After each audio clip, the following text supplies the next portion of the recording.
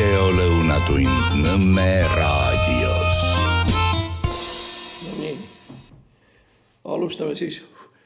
Tere maailmaga, meie tikukene on siin. Margus Leppa on seal vastas. Ajad on rasked, mis seal rääkidagi, ajad on rasked ka meie raadiojaamale. Aga no kuidagi on ju alati hakkama saadud, kuidas siis nüüd jälle ei saa. Aga seda enam me peame ütlema aitäh kõikidele nendele headele inimestele, kes tahavad meid kuulata ja kes on valmis meid natukene selles küsimuses ka aitama, mis puudutab meie rahalist ellujäämist, ütleme siis niimoodi. Nii et suur tänu kõigile, kes on seni aidanud ja ma julgeksin öelda, et natukene tuleb ikka aidata veel edasi, sest asjaolud on keerulised. Ongi keerulised. Nii, ja me alustame siis nii, nagu traditsiooniliselt neljapäeviti see olnud on. 4 advendikündlaga. Ma loodan, et kirikumehed ei pahanda meie kalal, et praegu ei ole advendi aeg, aga praegu on sellegi advendi mäletamise aeg, mis on ka tegelikult küllaltki siuke tähtis asi.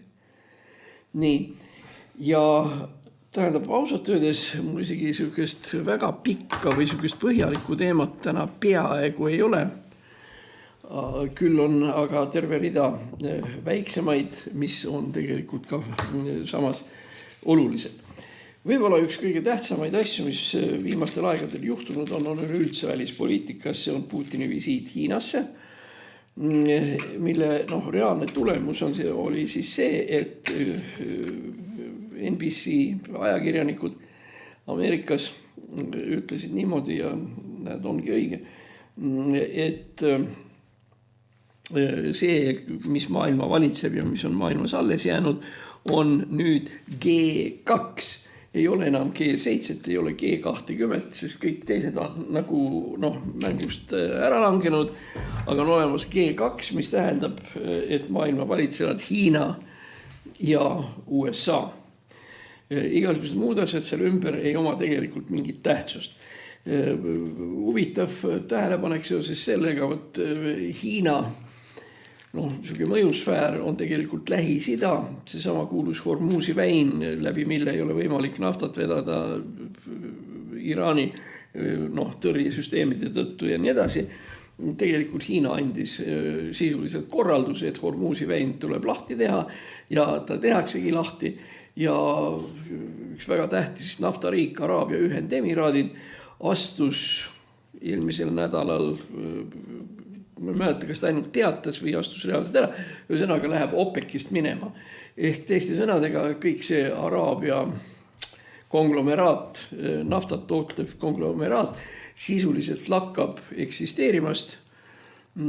Küsimus miks, mis seal siis nii halvasti on? Halvasti oli nende jaoks see, et Hiina ei olnud sellega rahul. Ehk teiste sõnadega Hiina hakkab nüüd väikest viisi ennast projitseerima või näitama oma muskleid, mille tulemusena tegelikult kogu see maailma kombinatsioon siin ümberringi hakkab olulisel määral muutuma. Kusjuures huvitav oli see, et Trump, kes Hiinas visiidil käis, käitus ikkagi Hiinas väga alandlikult ja väga paluvalt ja nii edasi, tunnustades Hiinat kui maailma teist supervõimu. Natukene on muidugi ka räägitud sellest, et Hiina on nagu väga ohtlik partner või väga tugev partner suhetes Venemaaga, et kui nüüd on Venemaa ja Hiina liit, et mis siis nagu meist siin Euroopas saama hakkab.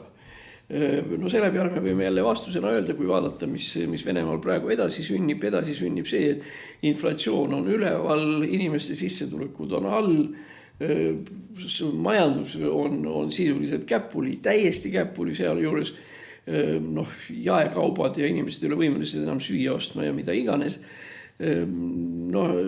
Selles situatsioonis, kui nüüd jumalukene siis 9. mai sõjaväeparaad, mis kujutas endast ette tegelikult ka ühte suhteliselt haletsusväärset asjaolu, sellisel Venemaal suhetes Hiinaga mingit sihukest silmaga nähtavat perspektiivi ei ole. Sellepärast tasub lihtsalt käsitada endale küsimus, aga mida saab Venemaa Hiinale anda? Või mis asja poolest võib Hiina, kuidas nüüd öelda, imeda Venemaast midagi kasulikku. Turgu ei ole, sellepärast venelased ei jõua osta.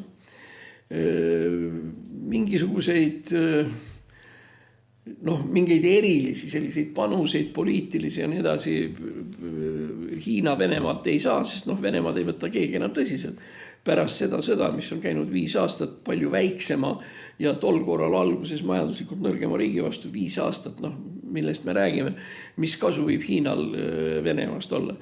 Küll aga on Venemaal muidugi kasu Hiinast, see on koht, kuhu ta saab eksportida oma kõige tähtsamat ekspordiartiklit, see on gaasi, ja mingil määral ka naftat, kus juures huvitav on see, et nafta hind Hiina turule on suhteliselt madal, kuskil $40-50 püti eest. Samas kui venelased ise on oma eelarvesse sisse planeerinud selle hinna kuskil 70-80. Ehk teiste sõnadega, nad ei saa enam, ja peale naftat muide ei olegi enam eriti midagi müüa. Ja on alanud see protsess, nad töötasid nüüd välja selle tehnoloogia, kuidas panna nafta augud kinni. Tähendab selleks, et see nafta sealt lihtsalt välja ei voolaks, mida ei ole tegelikult kuskile panna. Venemaa naftareservid on lõhki juba see 2 või 3 korda. Ei ole sinna tünnidesse ja mida me kindlasti televiisoris ka näeme, need ümargused reservuaarid ja need on kurguni täis ja maa alt tuleb veel naftat juurde. Eks siin ole muidugi mitmed asjaolud, nende hulgas kindlasti ka mingil määral vähemalt ka keskkonna küsimused. Tähendab, lihtsalt valada maa peale naftat suurtes kogustes tekitab väga tõsiseid keskkonnaprobleeme, kus juures väga olulises osas Venemaal, see on siis Põhja-Siber. Kõige rohkem seal Nižnevartovsk, seal Hanti-Mansi rahvusringkond ja samuti Lori nafta leiukohad ja nii edasi. Tegelikult igal pool seal kandis, esiteks see on üks faktor, mis on tinginud Vene nafta omahinna olulise kasvu, sellepärast puurida on raske keset sood.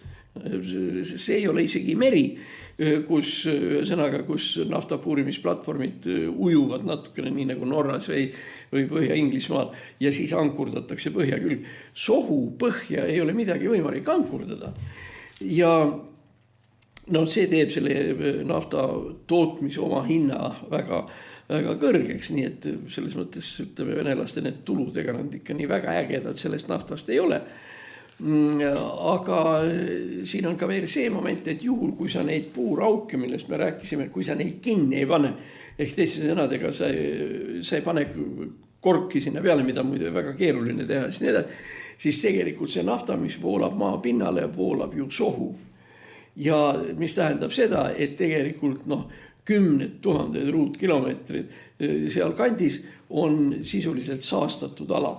Tähendab, kui etteks ole, meil on tavaline, nii nagu Eestiski tavaline soon ja nüüd hakkate sinna sisse viskama bensiini või diislit või nii edasi, siis on ju selge, et see bensiin, diisel ja nii edasi hajub laiali üle kogu selle vee territooriumi, pluss ta vajub ka mingil määral alla põhja suunas. Ja kui hooletud venelased oma keskkonna suhtes ka ei oleks, nii palju saavad isegi nemad aru, et selle puuraukude kinnipanemine on hädavajalik, samal ajal seda ei ole võimalik kuidagi teha, et mis siis kõigist nendest asjadest hakkab ükskord edasi saama. Üks siukene uudis, mis jooksis läbi ka Vene uudistekanalis, oli see fakt, et selline linn nagu Engels, niisiis tulebki ütelda, sest mul paremat sõna ei ole, Engelsi linn on linn, mis upub pasa sisse. No venelaste väljendid on üldse, et vene tehnoloogia koosneb pasast ja pulkadest. Iz говна и paluk on see venekeelne väljend. No milles probleem on? Linnakanalisatsioon on umbes ja puuduvad vahendid selle kanalisatsiooni kuidas öelda, läbipuhumiseks või selleks, et see sitt ja sõnnik sealt kuskil ära kaoks. Ma kujutan väga hästi seda ette, sellepärast Engels isiklikult minu jaoks on suhteliselt nagu tähtis linn, sellepärast just nimelt Engelsis elas minu isapoolne vanaisa. Ta oli maja väga korralik ehitatud, vana Potsepp, eks ole, ja nii edasi ja küll ma olen seal väiksest peost õunapuude otsas roninud ja naabripoistega palli mänginud ja mida iganes ja see on kõik just nimelt seal samas Engelsis, kus on siis minu isa oli Nikolai Vassiljevitš ja see oli siis Deda Vasja ehk vanaisa Vasja Engelsis. Muidugi teda enam juba tükk aega ei ole. Ta oleks praegu juba kõvasti üles. Aga sellel Engelsil on minu jaoks selles mõttes tähendus, et kui nad räägivad, et kuidas mööda Narodna ja Uulitsat pask voolab ja nii edasi ja seda näidatakse, siis ma tegelikult täiesti reaalselt kujutan ette, kuidas see võib välja näha, sest nagunii ma tunnen kedagigi nendest inimestest lapsest saadik ja nii edasi. Nii et see oli ka jama muidugi. Aga nüüd Engelsi kohta seal on veel kaks huvitavat nüanssi. Tähendab, kõigepealt ma siis kirjeldan.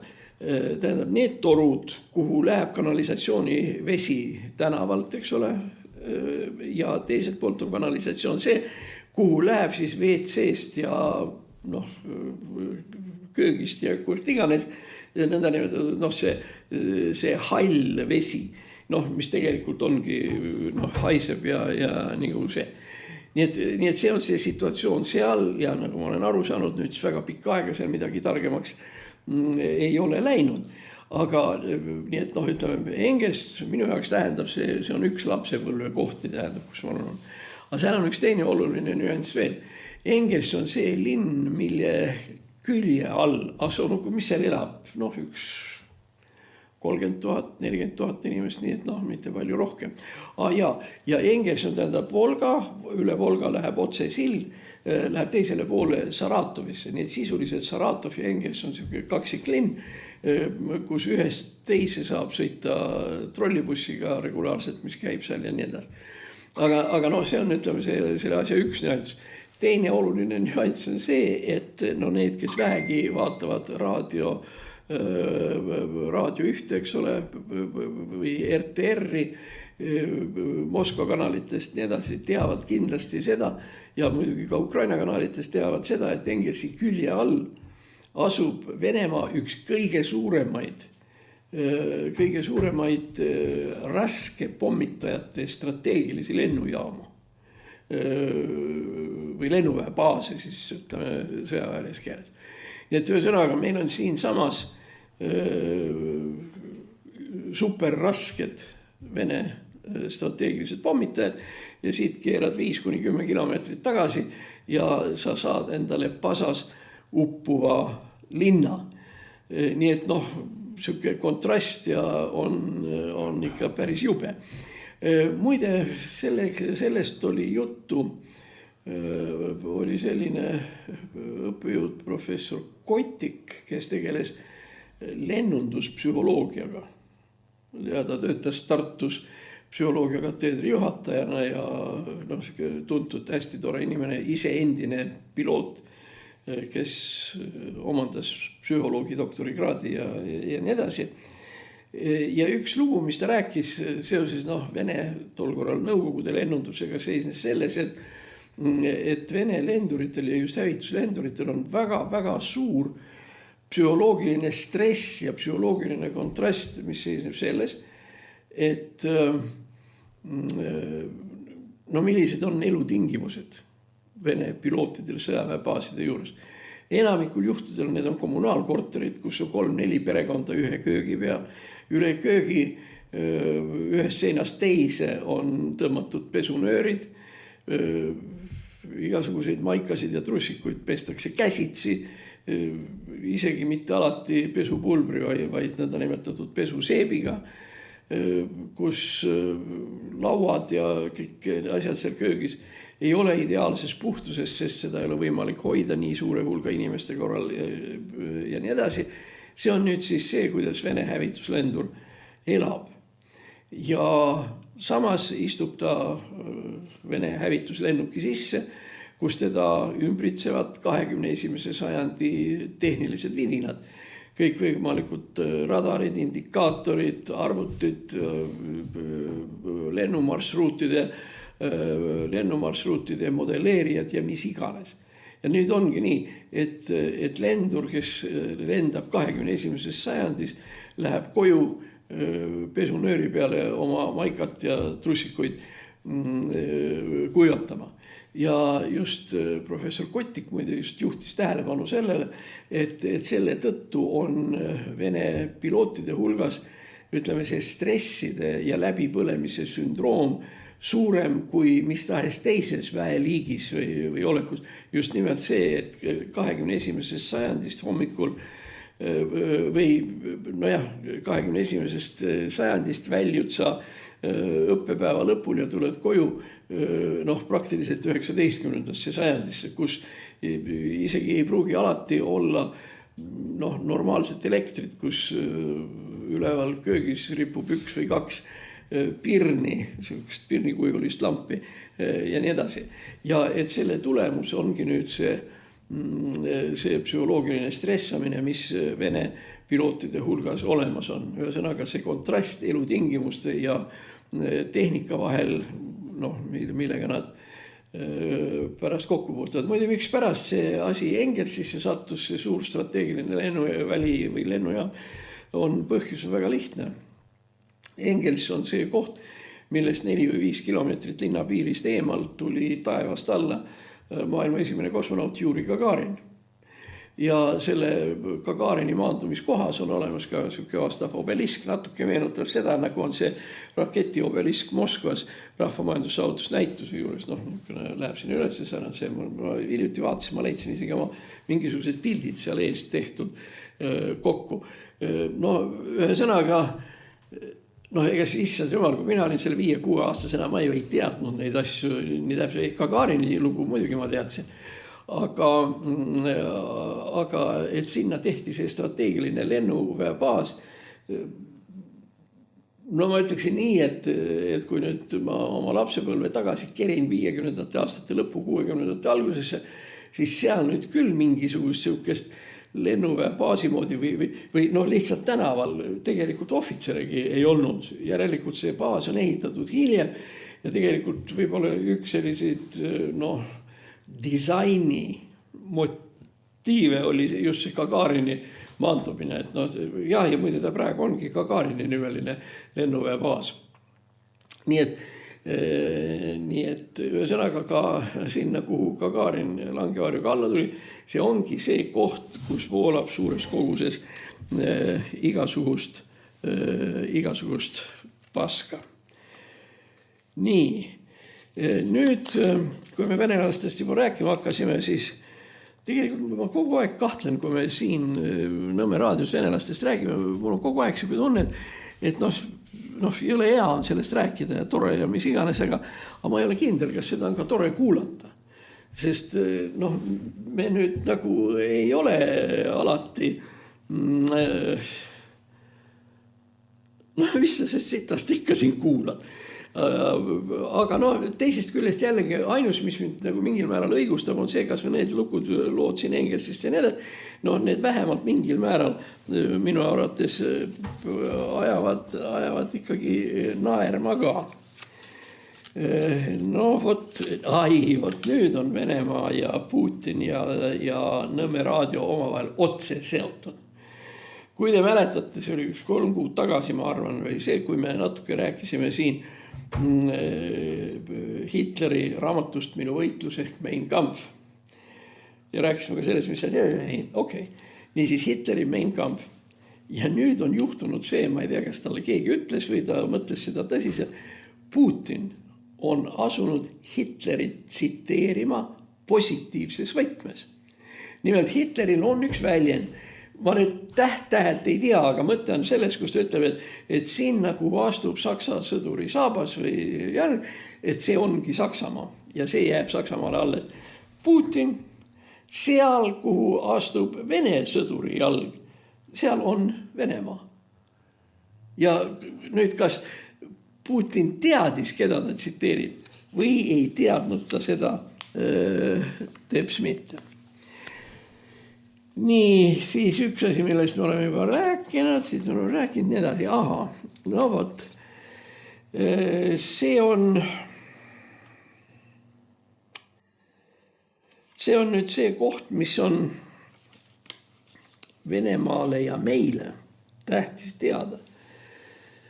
Ühel hetkel lõpeb see sõda ära. Ükskõik, isegi kui Ukraina täielikult ei võida, ühesõnaga ei ole sellist asja nagu igavene sõda ja see lõpeb ära. Ja see tähendab, et Venemaal on circa 1 miljon inimest sõdurimundris, automaatidega rinnal ja sõjalise lahingulise kogemusega, tegelikult noored mehed 18, 19, 20, kes tegelikult ei oskagi mitte midagi muud teha, kui sõdida. Ja nüüd sõda kaob ära. Venemaa ei saa seda suurt armeed üleval pidada. Nad raisad ju söövad ja õgivad ja vajavad seal tekke ja seda. Joovad viina, eks ole, eigas muidugi siuke värk. Aga mis saab neist edasi? See on tähendab väga tõsine probleem. Tähendab ühel hetkel ligi 1 miljon noort meest, kes ei oska mitte midagi muud teha peale tulistamise ja tapmise, tulevad Venemaale tagasi. Kusjuures nad tulevad tagasi mitte ainult Moskvasse või Leningradi, kuhu neid tõenäoliselt ei lastagi. Aga kõik võimalikesse väikestesse linnadesse, nii nagu see sama Engelski, eks ole, seal oli. Et mida nüüd need inimesed hakkavad tegema? Nad tahavad süüa, nad tahavad juua, nad on valmis jooma väga palju. Nad on oma olemuselt vägivaldsed, sest sõda on nad selliseks teinud. Ja mis hakkab nüüd siis Venemaal saama, kus on 1 miljon siukest pasatskit järsku rindelt koju tulnud.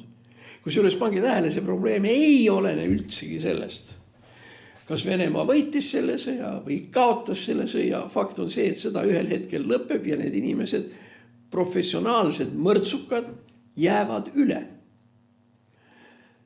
Lisaks sellele nad on ju ka psühholoogilisega. Tegelikult me oleme kõik võib-olla või paljud, kes meid praegu vaatavad, kuulavad, on selle teemaga natukenegi kokku puutunud, kui tekkis probleem Eestis. Aga probleem oli suhteliselt väike. Nende poistega, kes tulid Afganistanist.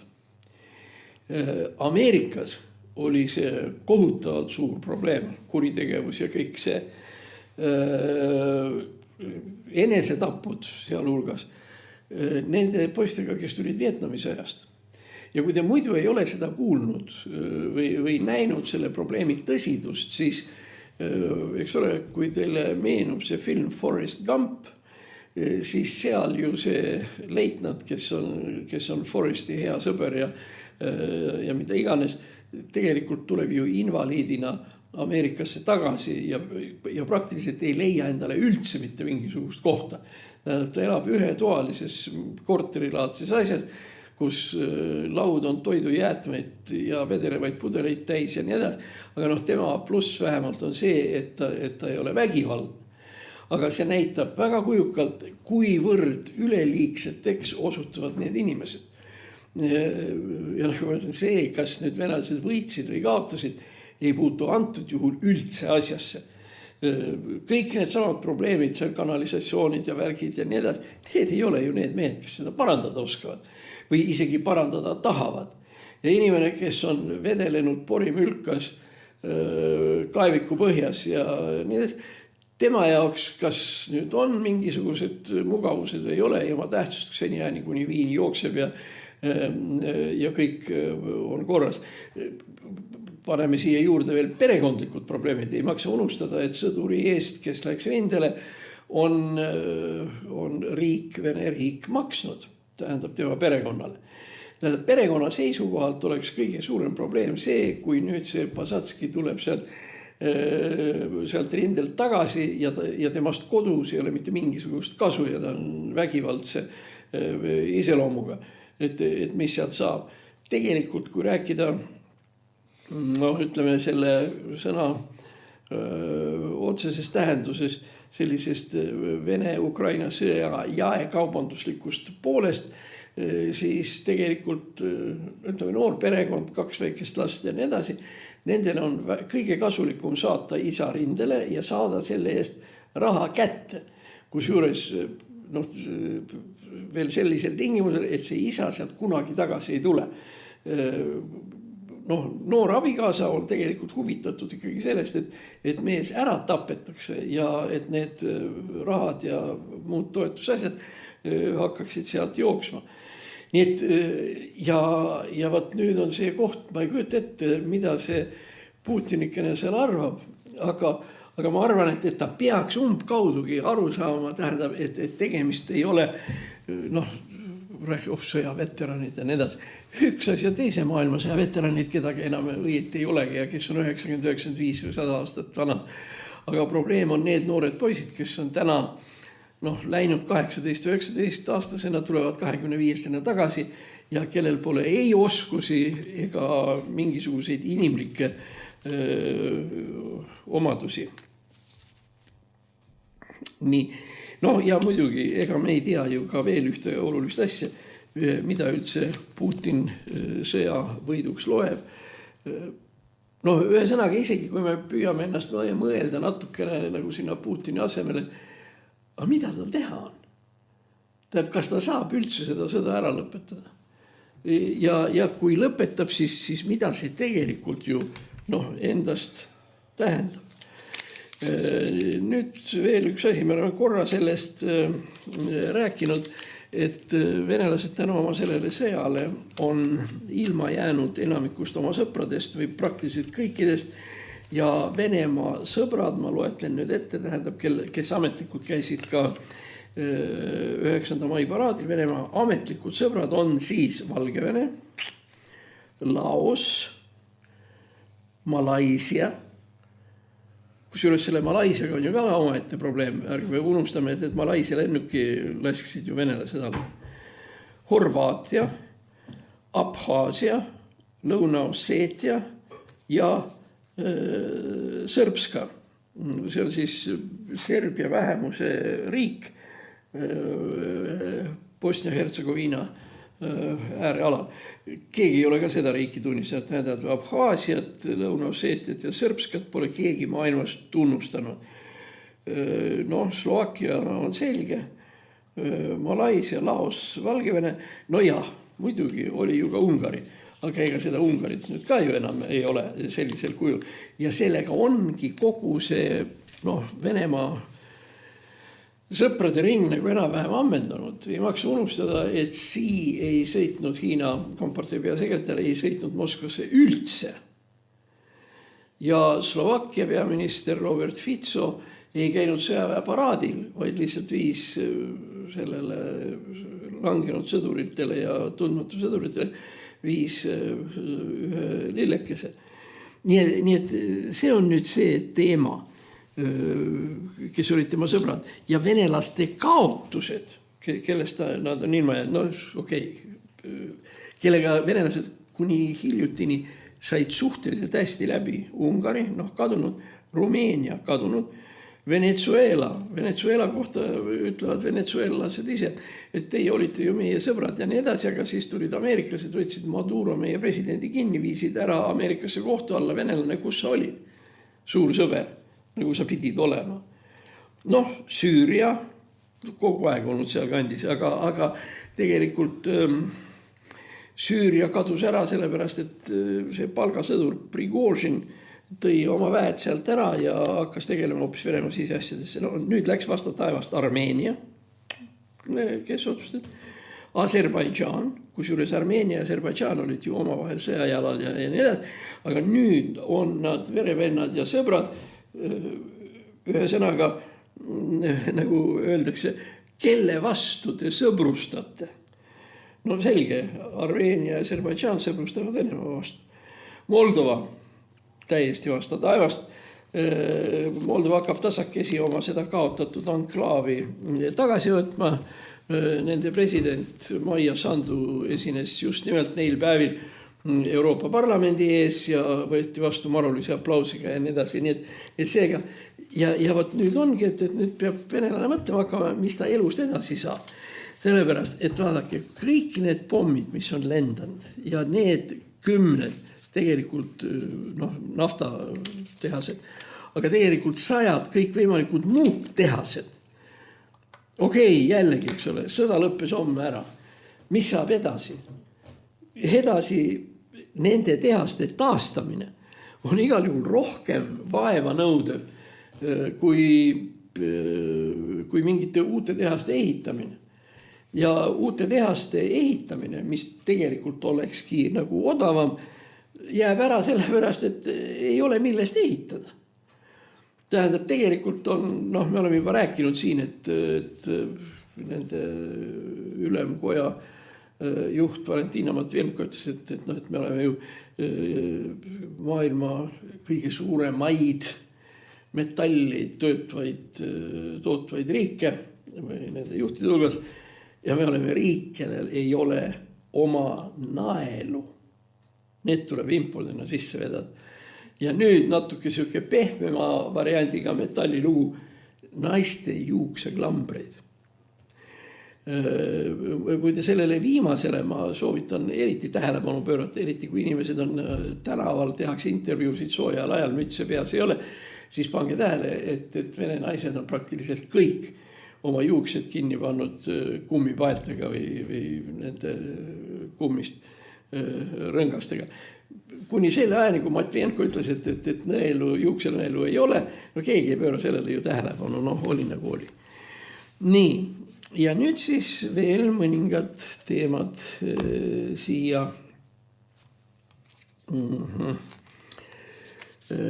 Nii, ja veel võt see sama Hiina, Ameerika nii edasi. Hiina on tegelikult maailma kõige suurem pooljuhtide tootja, ehk tema teeb neid vidinaid, milledes pannakse kokku kõik meie moblad ja telefonid ja igasugused iPadid ja see. Kogu see tehnoloogia on tegelikult peaaegu 100% Hiina käes. Ja Donald Trump oma visiidi lõpul veel eriti rõhutas, et just selles valdkonnas nad saavutasid kaubanduslikud läbimurded ja mis iganes. Ja nii ongi. Mis kinnitab veel kord, kui ameeriklased teevad arvuti valmis või mingisuguse teise vidina ja hiinlased annavad selleks komponendid, siis need 2 riiki kokku ongi G2, mis valitseb kogu maailma, millest me rääkisime. Siin on muide üks asi veel. Tähendab, me nüüd natuke räägime sellisest asjast nagu termodünaamika ehk termofüüsika. Ma ei hakka loengut pidama, aga põhimõtteliselt, selle asja nimi on muide entroopia, see tähendab, et kõik asjad kalduvad lagunema. Ütleme, kui seda sama tuba jättada siia üksinda ja kolida Nõmme raadioga siit kuskile minema ja nii edasi ja mitte midagi teha, siis võib-olla läheb pool aastat, aasta, 2 ja see tuba laguneb ära, need asjad siin seina pealt kukuvad alla, lambid ei põle, see põrand on tolmu ja igasuguse rokaga koos ja nii edasi. Ehk teiste sõnadega kõik asjad, või mõelge näiteks lihtsalt selle peale, et te panete oma tagahoovis, panete auto seisma, olgu see siis Lada, Žiguli või Opel või ükskõik mis asi. Sõidab aasta 2, 3, 4 ja ta pärast seda enam ei sõida. Ta lihtsalt iseenesest laguneb ära. See muide ongi üks väga oluline probleem venelaste jaoks seoses tuumarakettidega. Tuumarakett on täpselt samasugune asi, kui tuumarakett muudkui seisab ja teda mitte parandada ja putitada ja nii edasi, siis ta ei lenda. Putin on poosetanud katsetustega, on selline rakett Sarmat, mis on see kõige uuem ja enne seda oli siis üks teine rakett Vojevoda. Ja need Sarmatid, keda on õhku lastud ja mida on televiisoris ka näha olnud, nad ei lenda või õieti lendab, aga tuleb kuskil 200 meetri kõrgusel, keerab otsa ringi ja kukub maha. Sellepärast stabilisaatorid ei tööta. Üks variant on jällegi see, et sinna raketti pandud kütus imbub välja. No, iga metallist asi varem või hiljem tekivad praod, mikropraod, mida me ei näe. Aga kui kütuse komponentide hulgas on inertgaasid ehk need hästi kiiresti lenduvad gaasid, no siis ühel hetkel sa lükkad selle mootori käima, aga see mootor ei tööta, ta ei lähegi käima nii nagu ta peaks. Ja võt nüüd kerkib üles seesama probleem, et mida keerukam on mingi vidin, seda kiiremini ta laguneb või käib alla. No arvuti, kuigi meil on siin praegu hea küll seesama arvuti või mikrofon või see, need lagunevad ära kiiremini kui näiteks haamer või kirves, mis on tegelikult hästi lihtsad. Ja võt nüüd ongi see probleem, et venelaste kõik need keerulised asjad on toodetud Hiinas. Ja teiste sõnadega venelastel puudub isegi võimalus neid asju nii-ütelda lennu ja stardivalmis hoida ilma Hiina toetuseta. Ja see on nüüd siis üks asi, mida Putin peaks tahtma Hiinas saada. Teine küsimus selles, et kas hiinlased viitsivad talle seda anda. No, järgmine asi on tegelikult siuke huvitav näide on see, et 80% Ameerika Ühendriikide kõik võimalikest vidinatest, digitaalsetest ja mida iganes, 80% nendest baseeruvad Hiina vidinatel. Ehk kusjuures ameeriklased ei näe selles mitte midagi halba. Et see on täiesti normaalne tööjaotus. Nemad teevad parema selle planšeti, hiinlased teevad väiksema selle ja paneme need kaks asja kokku ja ongi Hiina ja Ameerika domineerimine käes. Ja vastupidi, mida rohkem Hiina ja Ameerika koostööd teevad, seda vähem on neil seda õnnetut Venemaad vaja. Nii et sellised on siis praegused lood kõik võimalike nende tehnoloogiliste asjadega. Nüüd veel mõned asjad, nüüd siis võib-olla räägiks natukene edasi. Aga jah, ma siis kordan seda, mis on see, mida keerulisem on aparaat, seda haavatavam ta on. Noh, kui sa sõidad autoga üle haamri või vasara või millegi taolise, siis haamriga ei juhtu mitte midagi. Aga kui sa sõidad autoga üle iPadi ja planšetti, siis tõenäosus, et ta hukka läheb, on piisavalt suur. Kuigi muidugi tänapäeval on ju asi veel tänu Hiina tehnoloogilisele arengule on asi veel huvitavamaks läinud, on see, et no ma ei tea, võib-olla need inimesed, kes on täna 50 pluss või 60 pluss ja mäletavad lapsest saadik selliseid asju nagu raadioaparaadid, siis raadioaparaatide sees, ja kui te olete tagant vaadanud, kuidas see raadioaparaat välja nägi, siis seal sees olid siukesed pooljuhtlambid, erinevad lambid. Ja üks lamp, mis oli veel rohelise silmaga, oli siis seal ees, et siis näha, kas raadio on häälestatud või mitte ja nii edasi. Kui tollele aparaadile kirvega peale virutada, siis on selge, palju õnne, see aparaat enam ei mängi. Sellepärast need lambid ja kogu see vidin ja kõik see keeruline konstruktsioon on puru. Tänapäeval me oleme jõudnud natuke teise kanti, mitte päriselt veel, aga need meie moblad ja planšetid ja nii edasi on ju tegelikult füüsiliselt uskumatult tugevad. Ma ei ole kaugeltki kindel, kas mingisugused sellised mehaanilised mõjutused ja nii edasi, neid planšette ja kõiki enam mõjutavad või kui mõjutavad, siis mil määral. Ehk teiste sõnadega, kui me võrdleme taskuarvutit või arvutit, nagu see oli veel 10-15 aastat tagasi, siis no jah, virutad sinna millegagi peale, lööd kirvega või silmaga siin, siis ta võib katki minna muidugi, sellepärast, et see osa, kus seal on klaas ja klaasi all on need numbrid ja nii edasi, no see on suhteliselt õrn asi. Aga kui te praegu vaatate kas või seda, mis on nii nagu on need meie need digitaalsed kellad näiteks, mis näitavad igavesi asju, ma väga armastan oma kella ja ma ei hakka seda siin katsetama, aga mul on selline kõva tunne, et kui see lausa tähendab teda niimoodi füüsiliselt katki ei tee ja nii edasi, siis see mängib edasi. Aga jällegi, miks ma sellest räägin, see on tingimusel, et need keerulised asjad ja pooljuhid, mis seal kõik sees on ja kristallid ja kogu see Silicon Valley tehnoloogia ja nii edasi, et need on korralikult tehtud korralikest vidinatest, mida ei ole võimalik puruks lüüa. Aga võt see on just see asi ja see on just see koht, mis Venemaal on puudu. Hiinlased natuke saadavad neile sinna üht-teist, aga üldiselt vähe ja alles hiljuti jookses siin ka Vene televisioonis üks siuke näide muuhulgas, kus arvutid, IT-süsteemid Tomski või Tjumeni nafta puurimise juhtimiskeskuses või nii edasi. See oli Klav Tjumen Neftegastroi oli vist minu teada selle nii nagu need venelaste keerulised nimed ikka on. Et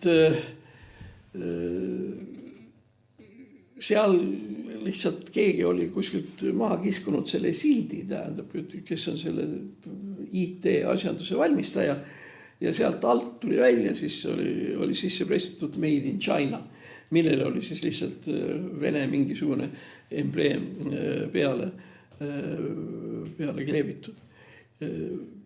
No, kui nüüd rääkida nendest valdkondadest, mis võivad mõjutada natukene ka meie kandis, siis üldiselt võib öelda seda, et sellised asjad Venemaal nagu masinaehitus puhtal kujul, sinna kuuluvad muidugi autod ja nii edasi, masinaehitus, keemiatööstus on põhimõtteliselt kõik ju praegu käpuli. Osad sellepärast, et need autod ei sõida, aga teiselt poolt osad sellepärast, et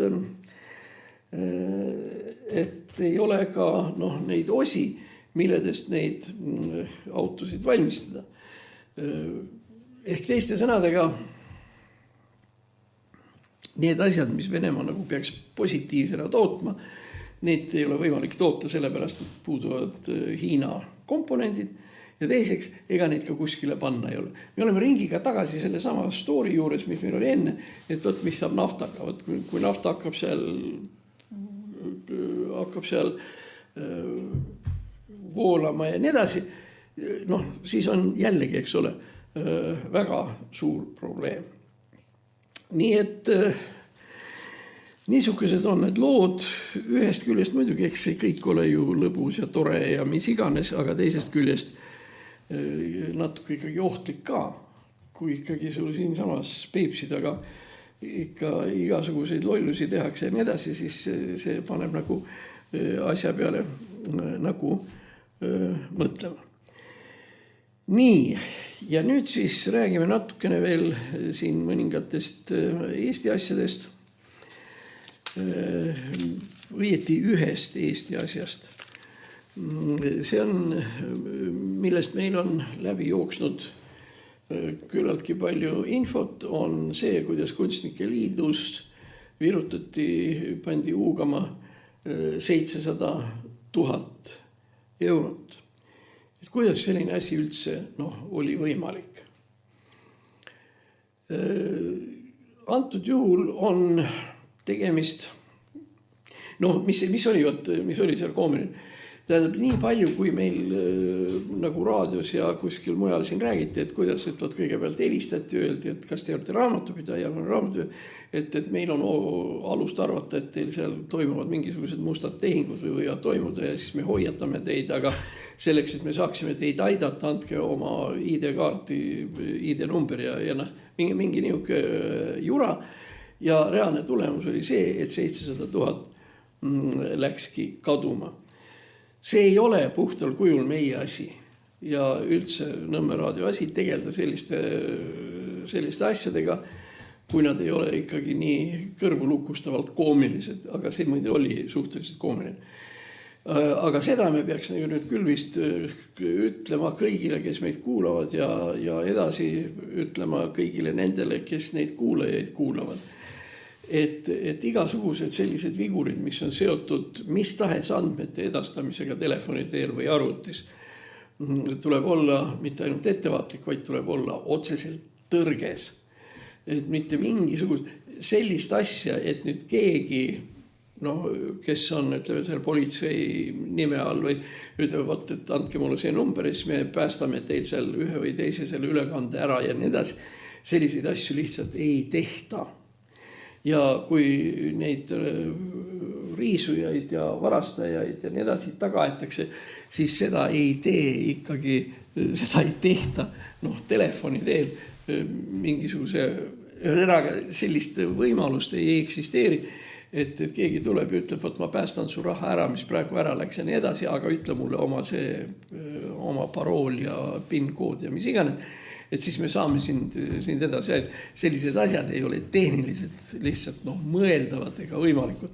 Mis muidugi kõige pullim lugu on, eks nad muidugi ole toredad inimesed selles mõttes, aga et me ei tea ka selle pearaamatupidaja nime muide.